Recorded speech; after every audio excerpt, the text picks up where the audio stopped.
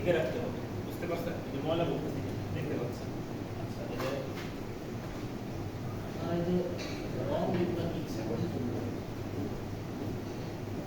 এগুলা অবশ্যই পরিষ্কার পরিচ্ছন্ন রাখতে হবে, একেবারে ময়লা হয়ে গেছে করা যায় না।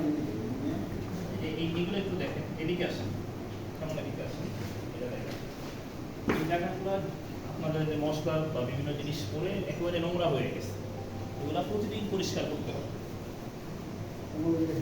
আর এদিকে আসেন, ডালডাটা দেখেন, এই যে দেখেন, এই যে এটা তো খাবারে মিশাবে, উপরে ময়লা পড়তেছে, এই যে মাটির মধ্যে রেখে দিচ্ছে, এটা উপরে একটা আপনার একটা শেলফে রাখেন, ডালটা কেন মাটিতে রাখেন।